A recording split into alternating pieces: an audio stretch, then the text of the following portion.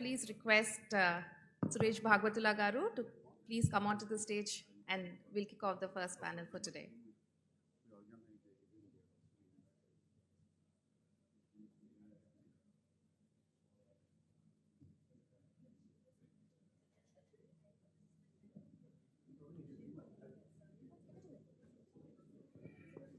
There is one more mic, so that and you can either stay here and then introduce the panel, or you can just sit down and introduce it. Okay. And we'll come.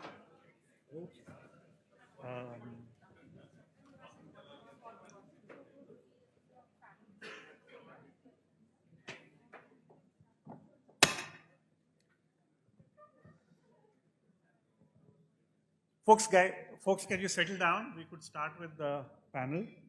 So we have 4 women entrepreneurs from Vizag. I'd like to invite you all on stage. Ms. Rajni Chitra, Ms. Shravya Garuda, Ms. Lekha Sishta, and Dr. Hema. Yeah, hi.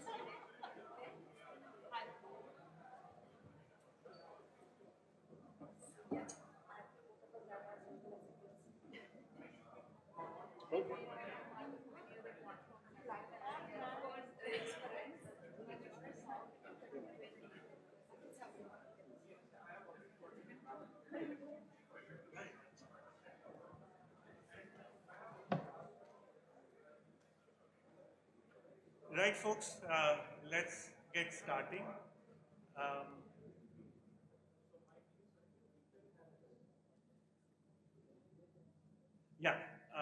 Sorry, I can't get myself to be a faculty member. I will look at and then control apologies.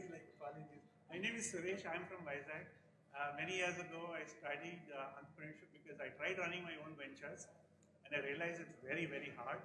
It's much easier to do a PhD in entrepreneurship. While nobody gave me a job, but it was much easier to say you have a good venture, you have a bad venture, you have a good idea, a bad idea. It's easier to be judgmental on this side because entrepreneurship is very hard. So I decided to be a faculty member. I joined IIM Bangalore in 2007 when we could not spell entrepreneurship without a spell check. And I don't know, because right now it's become so popular. 2007 Bangalore, when we ran a Startup Saturday for the first time, there were 20 people who turned up. And the third Startup Saturday was Flipkart, and we said, you don't have it in you, try a new venture. So this is why I'm a faculty member. They have Flipkart. but if entrepreneurship is hard, women entrepreneurship is 10 times as hard. Right? The gravity around women entrepreneurs is insane. We might think that, okay, it is very hard for us to run a venture because there are so many things against you, it's an uphill task. And for women entrepreneurs, I basically think, because I have been running the Goldman Sachs 10,000 Women program, trained about 4,000 women. I ran Women Startup program, which again had like thousands of people across. I keep hearing, and I say like, man, like why? It's insane the kind of energy and the resolve that is required for you all to be your own venture. So let me just kick off. With Rajni, right? Maybe you could quickly introduce. So the thing is, can you quickly introduce yourself? And don't be humble, because that's one thing I noticed with women entrepreneurs, they're like ultra humble. Like very quickly, like 30 seconds, and then we could go around and then we'll start. I'm Rajni and many of Geetam students passed out from our schools. That tells you we are running schools started by family mother-in-law from 1966. So we are a 60-year-old school. We have different schools spread out throughout the city, catering to different syllabus like state, CBSE, till +1, +2. And At one point of a time, I was a teacher. After that, I became a headmistress. After that, they said I'm a vice principal. Right now, they've given me the post. I'm a director. All I know is I'm the mother of that organization. Good afternoon to all of you. My name is Lekha Sishta, and I am from Hyderabad. But I've been in Vizag earlier as well. I have over 46 years of corporate experience, with the last 15 years at the C-suite positions in IT. And currently, I'm a director, independent director on boards of companies. I am the founding member of Divershefy as well. And I also mentor startups, mentor a lot of women. And basically, I'm enjoying life right now. Very good afternoon, everyone. I'm Dr. Hema. So I have a doctorate in human resource management. So I have an experience in both academics and industry. I started my career as an academician and then worked with my husband in his business for a while. And after that, I didn't want to go back and work with somebody else. So that's when I thought I should start something on my own.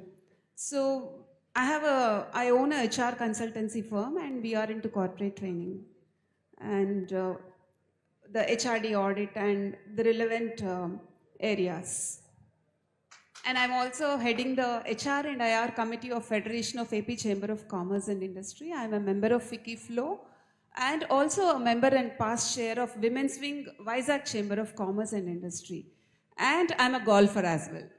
So yeah, that's about me in brief. Hi everybody, I'm Shravya Garuda. So my entire professional career has been doing just one thing, and many times I am part of a panel or I'm part of a discussion where I'm the only woman because I'm in finance. So it's lovely to see and to be part of a panel which is women centric. I love it all the time. I'm a transactions advisor. I run an investment desk out of Mumbai office. Apart from that, I am a mentor. I am also, I'm very keenly involved in volunteering for any and all causes which are very women-centric. I had a startup. I closed it because, like you said, Suresh Garu, it is really, really difficult. So kudos to all the women entrepreneurs here.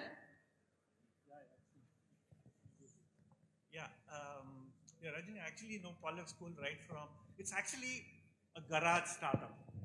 Because my brother and sister used to go to Pollocks when it was a garage right next to Dwarkanagar. I stay in the street next to Pollocks, so I grew up there. So I know Pollocks from the time I went to a school where Ravi went to St. Aloysius. But those days, if you went to Pollocks, Timpani was direct entry. Yes. I don't know if I heard those were the days you went to Pollocks because it was direct entry. So you all have scaled it up beyond imagination. So what were the highs and lows for you while you were transforming an educational institution and making it what it is right now? It was a sudden, drastic exit and entry kind of thing because, as you know, education is mostly person-centric. Like my mother-in-law was the one who's the face and the whole and soul of it. We were just helping her out. One evening she came home and she was not there anymore. So the next day morning, it was like me and my husband were thrown into this where we were more in shock of not only just losing a family and whole and soul of the family, also this huge organization which had a legacy of so many years. And there were teachers who taught Sandeep who are also there.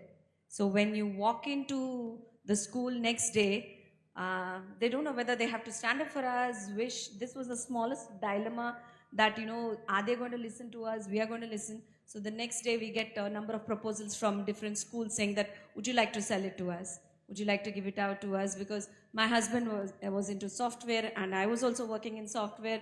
So they know that somehow that Y2K year we are talking about, this is year 99. So they think these two are going to take the truck and leave.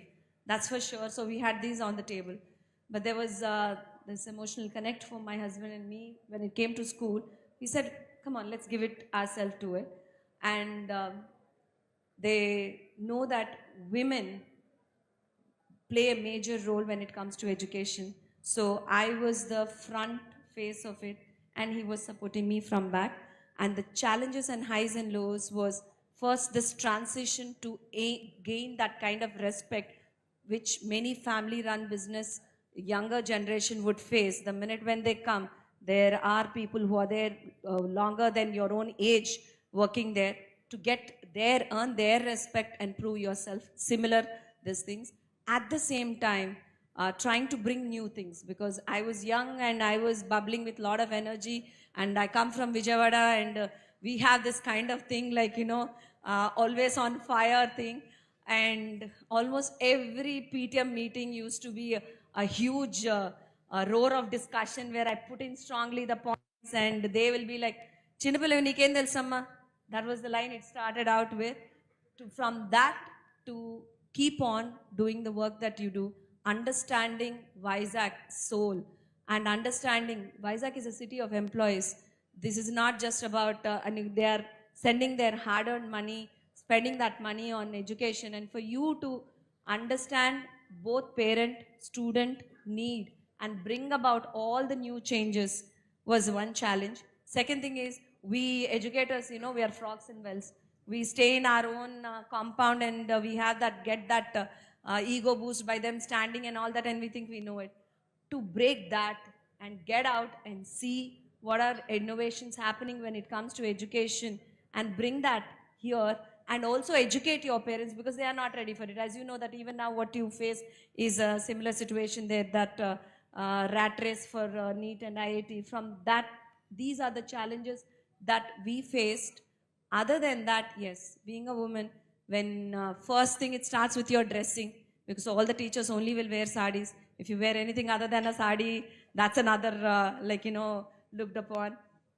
These are the smallest challenges, but they were big because for you to make a credible change, it is similar to any other place, but this is here, your most precious investment is there with us. Your child is there with us from morning 8 o'clock to 5 o'clock. Even a scratch or he doesn't drink a water, we have to become those mothers to face those challenges day to day. For we have almost 6,000 plus students catering to different kind of sections, middle class, low middle class, and coming from little higher middle class parents, to cater to all these things, understanding, and this was a major challenge. And anything with the HR, everybody here will say that HR woes. She will tell you more than anything else. So we have a staff of almost 400 plus. So, and they are mostly women. And this was the major change, I think, challenge I faced, to let women take up the leadership roles. They translate leadership role means more hours, more sacrifices, and you need to be available on Sunday. That's it. Most qualified, most probably potential person also will just won't sign up for it. So for you to be that kind of an example, to put in hours and motivate them, nurture them, mentorships, support network, everything, it goes, all of that. This was another major challenge that I faced, to bring those ladies, I don't know, like they don't believe in themselves, to just hold a hand, you do it, I'm there. You do it, I'm there. It'll fall, it's okay, I'm there. Even till today morning also, that is the same challenge you will face last 20 years. These are the major challenges, I would say, without really going into the incidents. Insane. I think the journey is worth it because we have a school worthy, because you can't have a growing city which doesn't have good school systems, right? And Vizag needs more and more such schools. So hopefully more people will be inspired. I know education system is very hard, and probably some of us are to be blamed because, I don't know, I come from IM, so I keep saying that a part of the problem that India has is because of institutions like ours. So, well, it's because before my time, so I can't do much. So I won't take any guilt for that. The awareness is there right now. I mean, a lot of internship opportunities are letting people know that it's not just IIT and NEET. There's so much more onto it. So I started a new program called BBA in Digital Business and Entrepreneurship with 2,000 students. So we're trying to break walls a bit, but it's a hard fight. Anyway, Dr. Hema, could you talk about your journey in terms of what has been your highs and lows and challenges? Okay. As I told you, I started my career as an academician. I was teaching MBA students for more than a decade. Then, because of certain domestic responsibilities, I had to quit my job. I know my son doesn't like when I say this, that because of your board exams, I took a break. But then that was the main reason. But my mother in law was also not keeping good health. So, for multiple reasons, I took a break.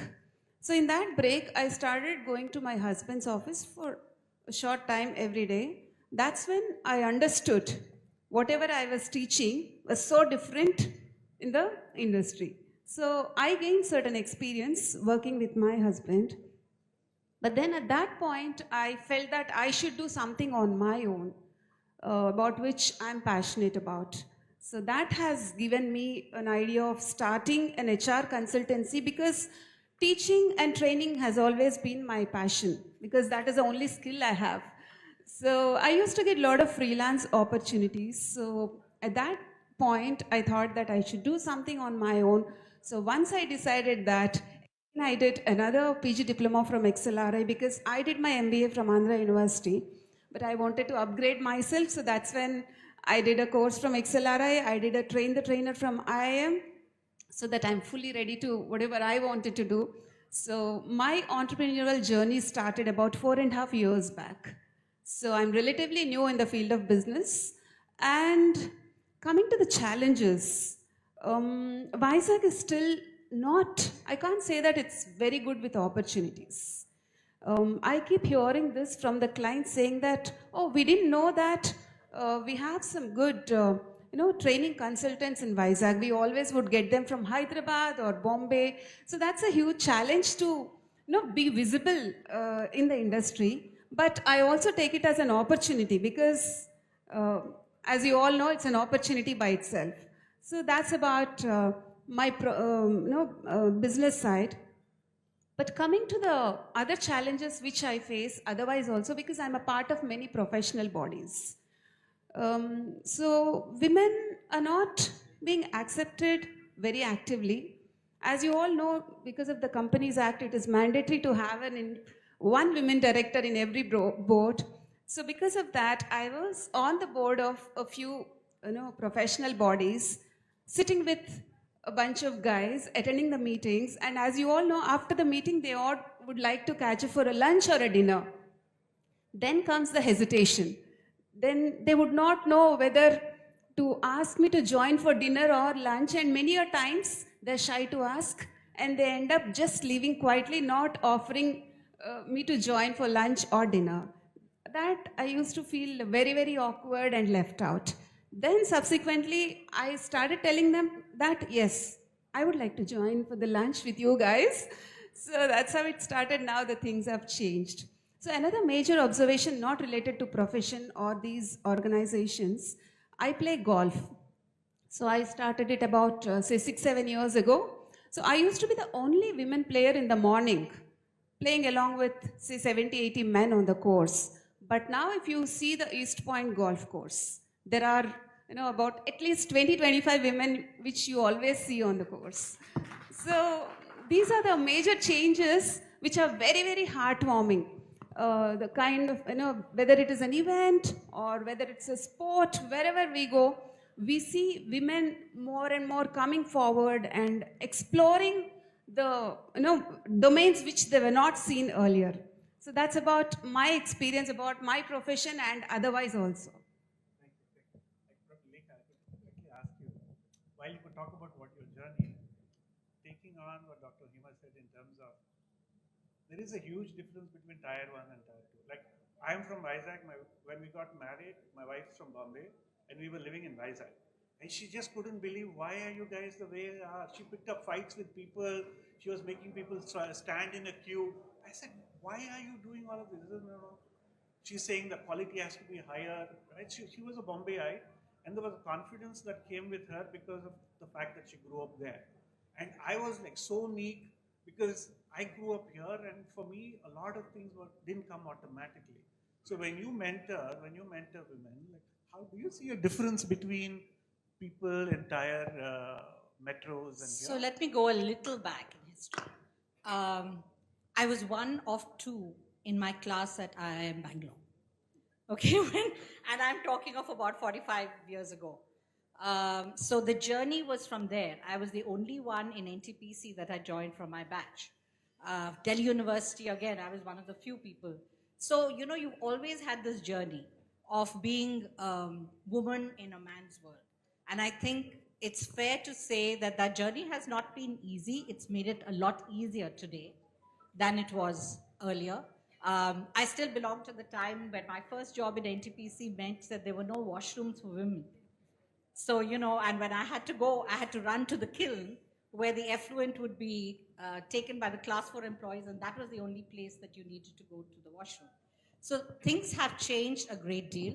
But today, when I mentor women, and we do it very regularly at Divershefy as well, where we are training women to get into the boardroom.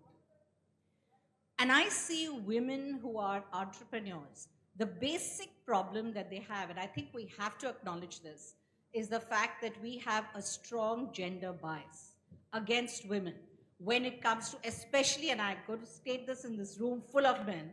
I think we just have a smattering of women here. But, and tomorrow is International Women's Day, as you know. I don't know why we have it, first of all. But Every day should be one. I don't think we need the International Women's Day. I think we just need to be treated with equity more than equality. But I think what matters to us is that why is it that NBFCs, banks, even the RBI are so gender specific when it comes to giving loans to women, right? I think if you just look at TiE, or let me talk of T-Hub and V-Hub in the city that I come from. T-Hub was started in the year 2015, I think. V-Hub was started in the year 2018, one of the few places in India where we have specific government aided, supported entrepreneurship cells. I think T-Hub has supported over 2,000 entrepreneurs and has got funding for of about 1.9 billion for them in the few years that they've been there. And they keep supporting 1,500 at any constant point in time. V-Hub, on the other hand, has supported about 904. Okay, so that's about half. But has only got funding of $0.1 billion. Okay? And the problem is the acceptance, the fact that you want collateral. Where is a woman from a non-business family going to be able to raise collateral on her own? Where is it that we are able to get women to be able to stand on their own feet with a great idea and give them a safe environment that you were talking about, a safe environment? Where do we have trade fairs where women can go and be able to project themselves? Where do we have places like this? And I think even today, in the startup sessions that you're going to have, I doubt that there will be very many women-centric companies that are going to be presented. So I think there is a basic problem. First, we need to have digital literacy. We need to be able to have women know that e-commerce can work for them. It's not just AI. We need to have, and I'm talking also of the grassroots. There are women in the fields who are working hard, being able to get so much out there. I just went to my mother's village, which is Tirumala near Tenali. And it was so nice to see that there was a generation of women who are working on the fields, no man around because the men were all in the towns earning their livelihood for the family there. But these women did not have access to even a tractor. They didn't have access to the kind of fertilizers that they require. They had no knowledge of it. And there's nobody who's educating them. There's nobody there for them. But these are, I mean, I really keep thinking that, you know, and I go back to your point, where if women can be given the space that they should be given, and I'm not talking of the urban woman, I think we would be able to definitely increase the GDP by at least 16 to 18%. It's definitely possible. And that can go for also the tier 2 places that you were talking about, for instance, right? We can do it, but we need a lot of help from the government. We need a lot of help from the banks. We need a lot of help from society. We need a lot of help from industry. And we need a lot of help from the media. Every time the media talks of entrepreneurs, they're only showcasing men entrepreneurs. How can a woman entrepreneur get the feeling that she can actually come out here and survive this world until and unless they have more cases to handle. So, okay, before I know you will have to leave, but before you leave, if there's one thing that you would want something from the ecosystem that they should understand, which is not very obvious, what would it be? Because they're talking about we need to increase 5% GDP from each of the cities, and this can't happen without having women as part of it. Yeah. What would you suggest? Yeah. So, out of my own personal experience, I would like to talk. Women should be given courage to scale up. Lot of times, they don't have the courage to scale up, and lack of awareness about the kind of support that the state government and the central government is offering in the form of schemes. Because we worked with a lot of women entrepreneurs, and we also worked with the government being a part of the chambers of commerce. So this is one huge gap which I always see. So first, on one side, women should be encouraged and given the support to scale up their businesses. And on the other side, they should also create awareness, and that would actually give them the confidence to scale up the businesses. So my simple answer is give them the courage to scale up, then they would get into the fields like defense or pharma or whatever it is, because those are the areas where the women's presence is still very, very limited. So we should look forward to a day where we see women's presence also equally in those kind of fields, because there is a general opinion that women are into the businesses either like agro-based or food processing or something like retailing. So that has to be, that glass ceiling has to be broken, and women should be given opportunities to enter into new arenas. So that's my answer for this, and I sincerely apologize for leaving in the I guess it's halfway, okay, like because we- there's another the time- commitment, yeah. and I'm going to miss a very beautiful conversation with these ladies, which I would like to know later from Rajni. And thank you so much. Thank you Thanks so a lot. much. Thanks a lot you for taking everyone us. for the Thank you. wonderful opportunity.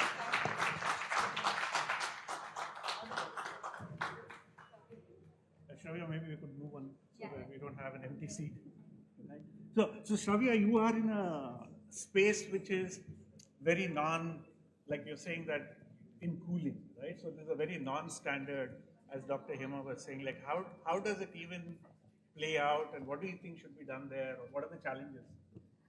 Not just cooling, I think I'm in a space where it has always been lad-led, that's what I call it, led by the lads.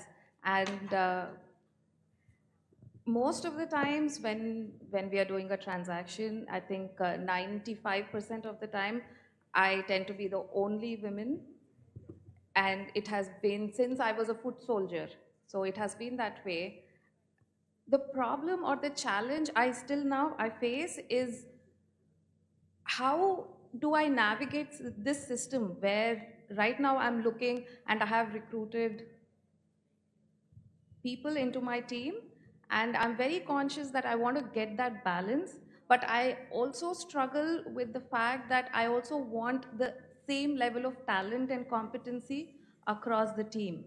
So that is the biggest challenge I navigate every single day, and every time somebody leaves, the overarching question remains the same.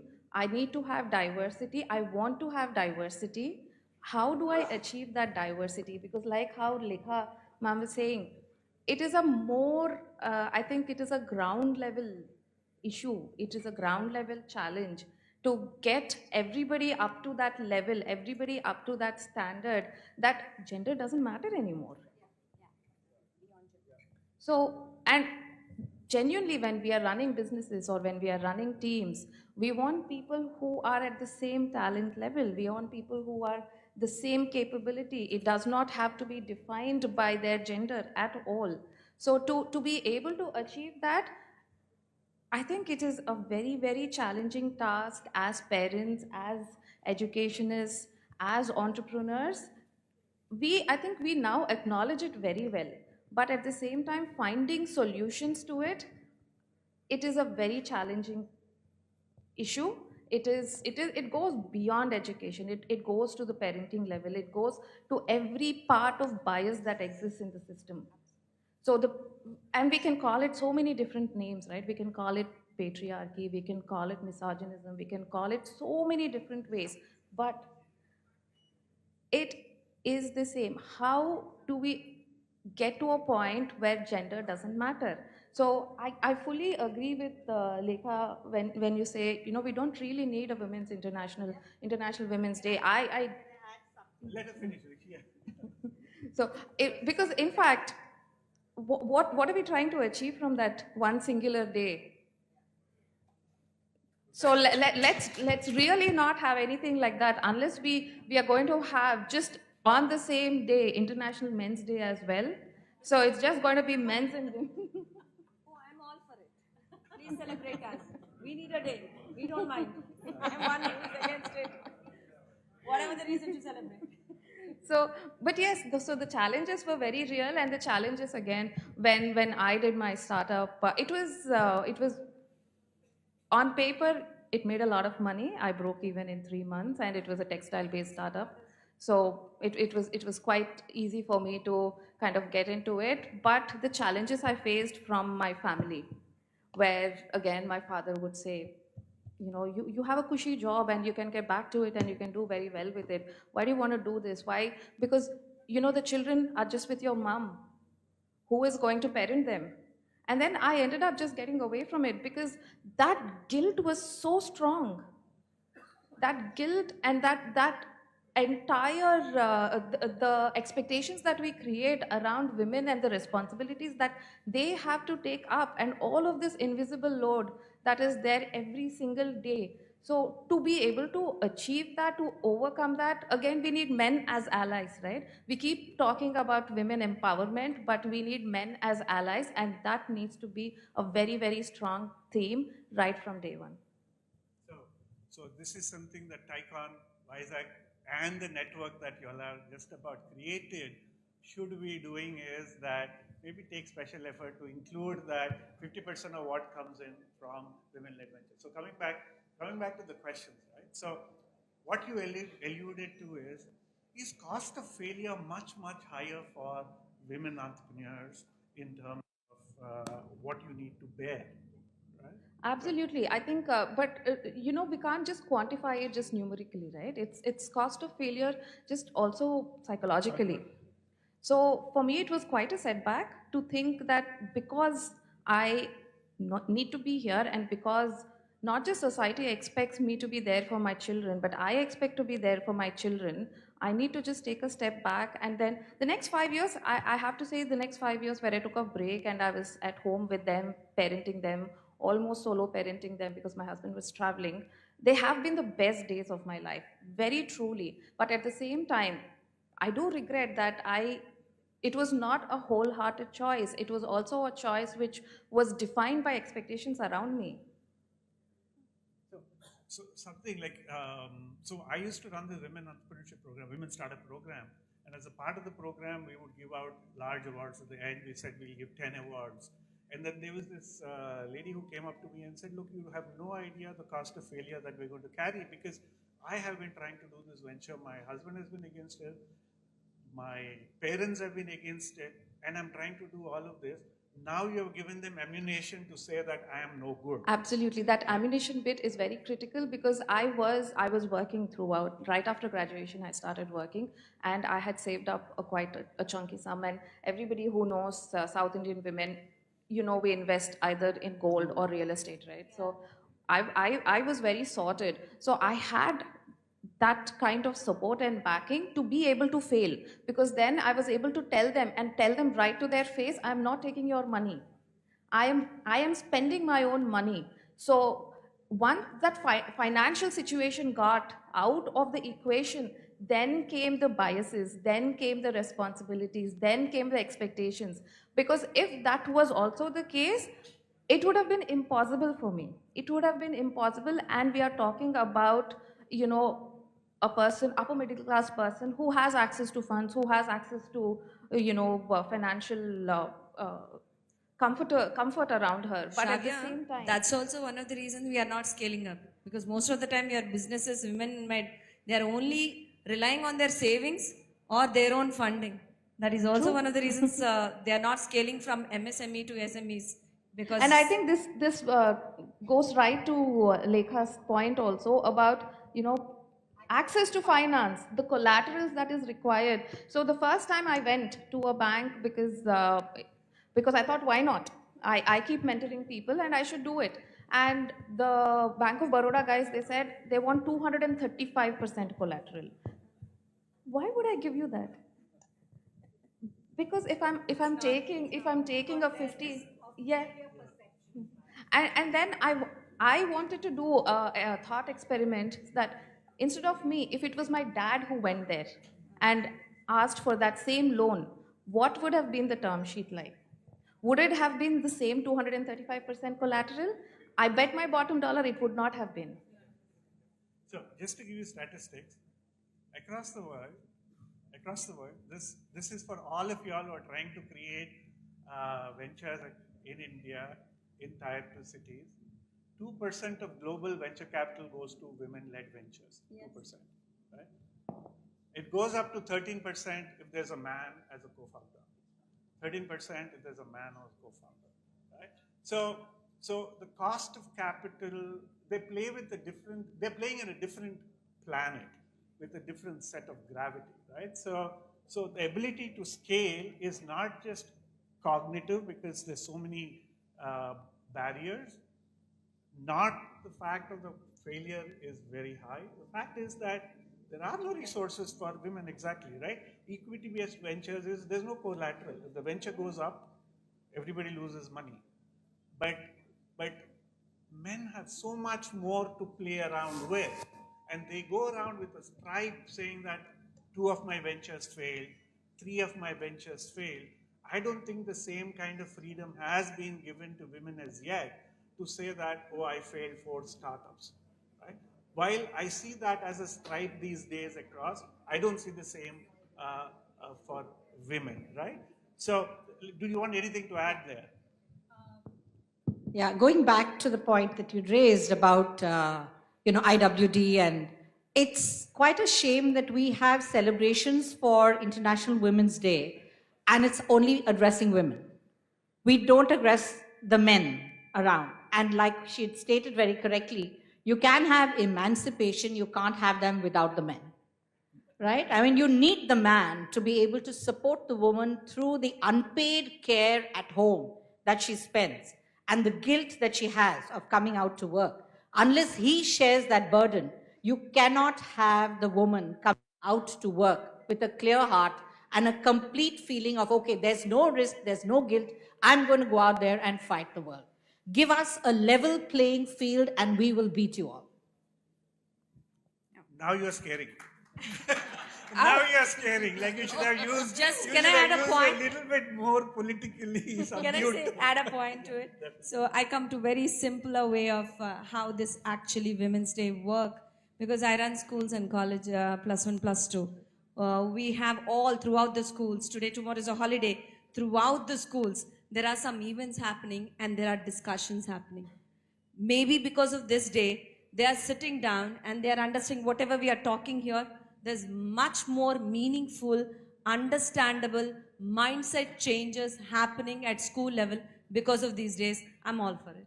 If you are having this kind of a conversation about it. In fact, I could simply add to both of them whatever they have put. I know all the men here are feeling men, women thing. Okay, here is the thing. Yes, two Indias coexist simultaneously. You know that very well. We have Finance Minister as Nirmala Sitaram, and at the same time, we have women who are taking their savings out to do this and not getting an ecosystem that is supporting them, either being mentoring or probably social support, networking support, or whatever it is. When this is happening, we are all having discussions. We are not having any action plans other than the TiEcon probably will sit and do something about it. But at a grassroots level, at the schools levels and colleges level, when my daughter after a puja went to touch the feet of the Pandit, he said, Kalyana Praptirastu. And for my son, he said, Unnata Udyoga Avakasalu Praptirastu. She went and poked her father and said, tell him to say the same to me. She went and did that. So that's when it hits me also that somewhere we have conditioning and ecosystem inbred in me also, and lot of men who are sitting in this place where I see in the flights they sit like this without realizing there is a woman who is like crunching like this and sitting, that you give a space to her. These kind of changes, if you bring about in your families, to your kids, to your own of your institutions and businesses, small talk on these things, these will bring about the changes, big changes you're talking about.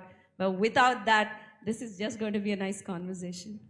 Absolutely. I think the bit about conditioning and how it exists at each and every level. So I have two daughters, and I think it's very opportunistic that I have two daughters, because I have the opportunity to kind of empower them and make them like really fiery and dynamic. But people around us, and it takes a village, right, to make everybody, it takes a village. So grandparents, they dote on all their grandkids exactly the same, irrespective of the gender. But then I started noticing also, because I have two children and two girls, my father-in-law would ask my daughter to bring water, whereas the other male cousins would just be there. So very simple things, and he does not mean ill at all. Like genuinely, he loves her exactly the same way he loves his grandson as well. But just for us to then have that conversation, to say that this is something that is so ingrained in our mind, that these are gender roles, and these gender roles have to just exist without us questioning them, because we don't even know we have to question them. So, and because if it was somebody else, I would have questioned, but I know my father in law loves all his grandchildren exactly the same. So, it is coming from a place of love. At the same time, it requires so many different things to change, and it's not going to, and I think I've now come to the realization also, it's not going to happen like that, but it Shravya, will have take this so conversation many. with your daughter. This is changing. In schools, we have a gender sessions where we are having this conversation with the boys. Gender sensitivity with the boy session is way more powerful than it is for women. When we are having it with them, you talk these things with them, you will see the shift, because you can't change grandparents and the system that is there. They are not in that point of view. But your next generation, surprisingly, the youngsters, girls from affluent families, that is a small, sorry, I'm barging into your conversation. I've seen that, they've studied from big colleges, like, and with a lot of credentials, but somewhere they are priding in not working, some of them. They come from some families, मेरे घर की लड़कियों के काम करने की ज़रूरत नहीं, kind of concept is still there, and I'm seeing it because as now, just now, Hema has spoken about Fiki Flow. I got a chance to interact with so many youngsters. Some of them, though they have been qualified like you, they're saying मेरे को काम करने की ज़रूरत नहीं है. So we need to have this conversation with our kids. Absolutely. I think zarurat nahi hai is the point that we need to talk, right? Zarurat to hai, sabke liye hai.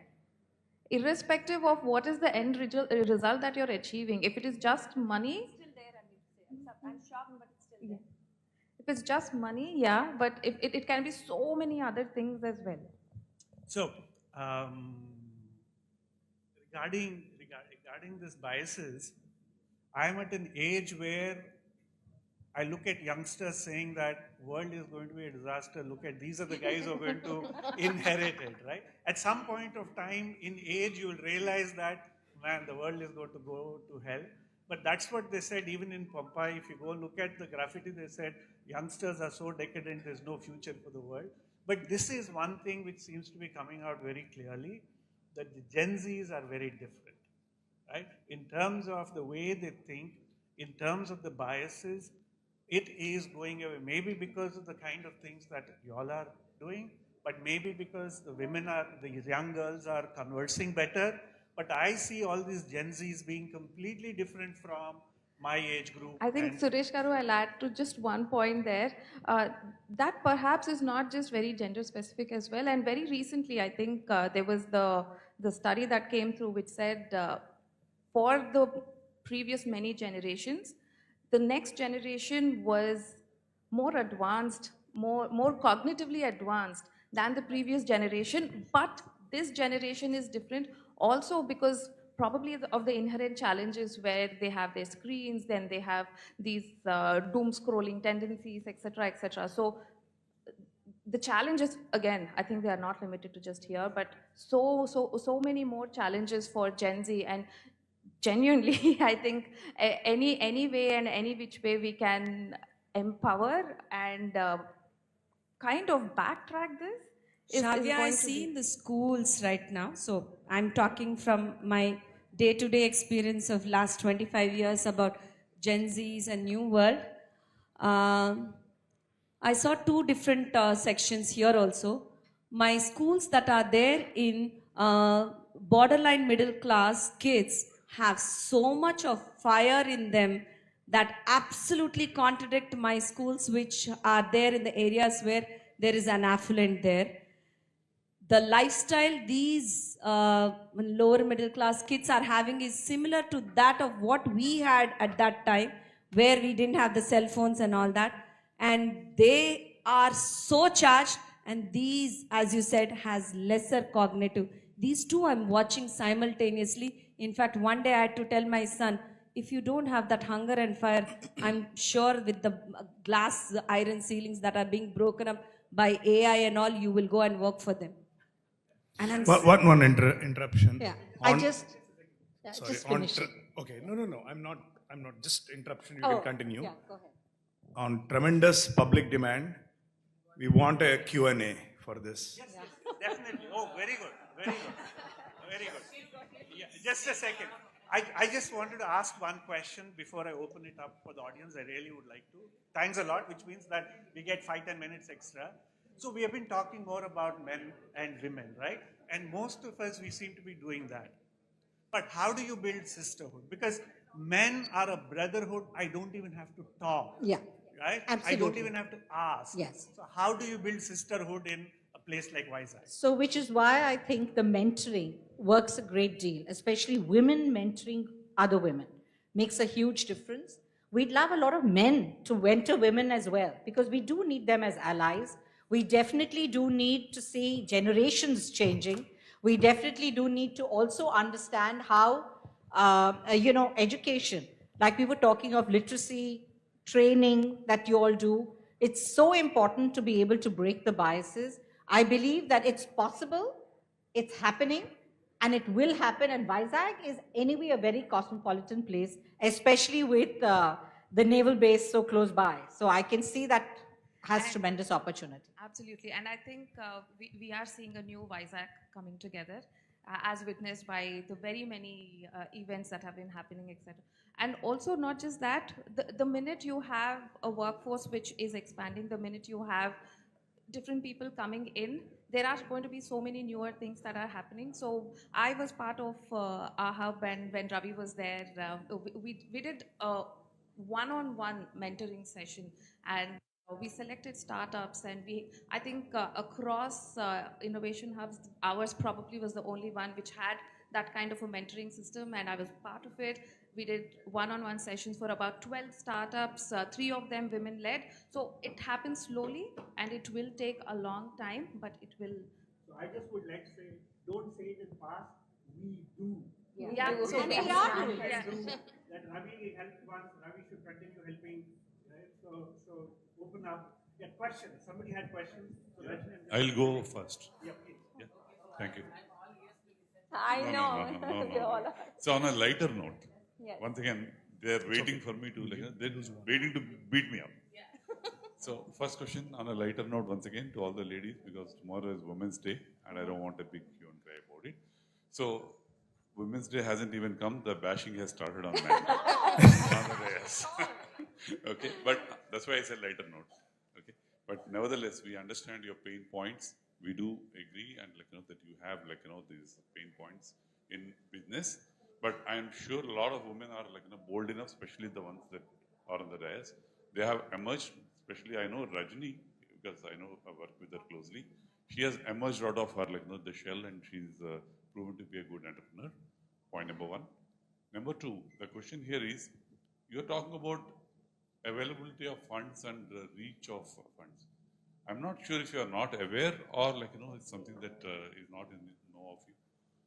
There are funds available without collateral, such as CGTMSE, which offers up to 10 crores without having to put even a penny, and there's no gender bias on that. Yes.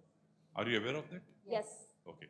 So why is that we are talking about fund availability for women So I separately think what you when it raised, is when it is not gender biased? is a very valid one there, and the operative word I'll tell you is the awareness. Were you aware of it? So I had to kind of teach myself what are all these different things, and for that, now we sit in a place of privilege, right? And we don't really realize that privilege unless we see the other side of it. So I was able to realize that because I went back and I started looking, I started talking people, and I started doing what entrepreneurs do, not women, not men, doing what entrepreneurs do, and then figure out, okay, there is, it doesn't have to be just. You but also we do are- a lot of it through networking. Yesterday I have seen that happen. Where is that Sorry, Rajni, ecosystem for one minute. women? Let me tell But you, these things what happen not only in these platforms, which if you are not attending them, that's okay. No, But, sorry, I want to finish. So the other side of it is women who do not have that privilege that I had, or women who do not have the privilege that I keep having, which is even access to knowledge. So how do you know that that person does not know that something like this could exist? And then that person can go and then look for it, ask for it, or figure out. So that is also a privilege. So let me answer that question. Most organizations like FICCI or CII or even BCCI have a women's wing. You all are part of it. So obviously that is where you have the platform. Even if that is not available, there is a lot of publicity even in Instagram or anywhere, especially the one that I'm talking about, women entrepreneurship and the availability of funds is there. So I'm not trying to undermine your this thing, but nevertheless, what I'm saying is there is an opportunity for women to know that this fund is available. Yeah. Even if you are not aware, what I'm trying to tell you is it is available. So please do encourage women to know about it. Yeah, sure. And the third point I have, the last one though, is our subject here is more to do with what is your contribution. Shiv, you are GDP. getting yourself into trouble. Okay, that's all I have. You can join us here. I just wanted to make a point to or contradict what Shiv said. See, I've been an entrepreneur all my life. I've been in serious business board meetings and all of that.